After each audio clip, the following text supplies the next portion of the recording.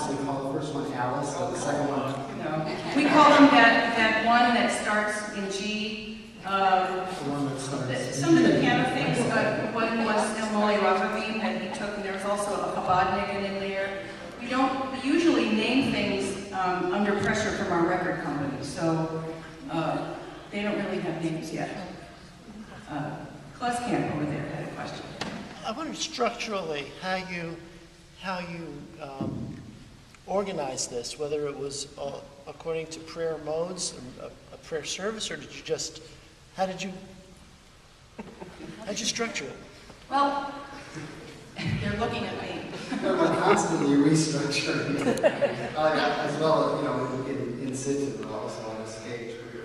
A lot of times we surprise each other with new parts of other things that we left behind on the cutting room floor and brought back in. So there's always restructuring. But there is a premise in the synagogue as well, in cantorial music, as well as in, for instance, the classical world, whereby the human being generates the form of the music. For instance, when you look at the classical symphony, structured upon the human being, in other words, the first movement is for the intellect. So you have the theme, the subject and the counter subject and the exposition, and then in the development of it, you can follow the themes through it. So, you know, Beethoven, and it keeps going. In the development, your mind follows the theme. So the first movement is for the head, and then typically the second movement is the adagio, which is for the emotions, the slow movement, which is meant for the heart. And then in the third movement, you have the trio minuet, which is for the feet, the body. And then the last movement brings the whole thing together in the finale. So the human being, the actual human body, generates that. So in this movement, we didn't actually stay by that, but we were aware of it. So that rather than structuring it head, heart, feet, like that, we did have the four sections, which we will put into 5 or 6 if we want to. But basically the 4-section idea is that there are head, heart, and body things in there, but they're not done 1, 2, and 3, they're woven throughout.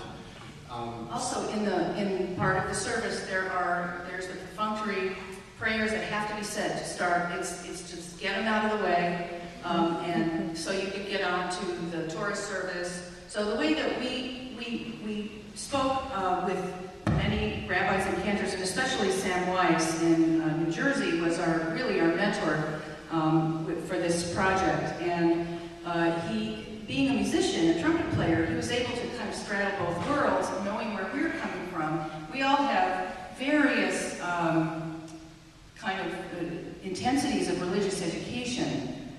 For growing up, you know, as Jews, we just, in some ways, we're all three very uncomfortable in synagogue. So we decided to make ourselves comfortable in synagogue. But first we had to sit with people who make a living at making the service and saying, you know, how is this put together, and, you know, structurally and rhythmically, and so that's how we did it. So the first part really starts, you know, we can even explain it as a call to worship in the opening. Maybe the Talinka, which was the overtone for the flute Stu was playing, might have even been, you know, music of the spheres, because we actually were going for deference tones between the 2 high notes to hear those third tones happening. And then there's kind of a pronouncement.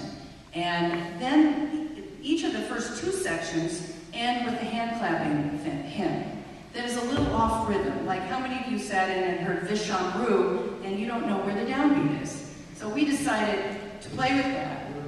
Vishamru, or Vishamru. And it's very common because in the Jewish services there's a lot of accepted chaos. We decided to organize the chaos a bit and put it in those hymns. So there are times that he's playing in 5, I don't know what he's doing. I'm just playing, which I respect, I say that with such love and respect. I'm playing in 2. I'm just playing in 2. And that's not quite true. There were times when I'm playing 2 and you're deciding to wait just half a bar. Yes, that's right. It's like out of phase, which is really fun. Yes, we do things like that where even today we changed something and I said, do you mind if I'm off the main beat? I want to be kind of on your offbeats. And he said, that sounds like fun.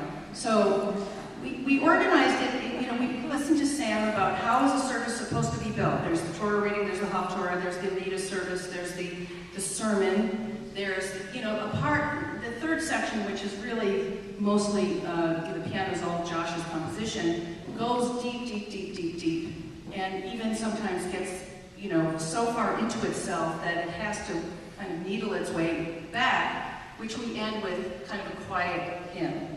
The last part, we took some raucous Polish fiddle music and some stuff that we composed out of a Romanian and Hungarian style, and we threw it all together because we felt like the end of the service should be a little bit like, now we're going back into the world, we've been cleansed, we're happy, let's eat.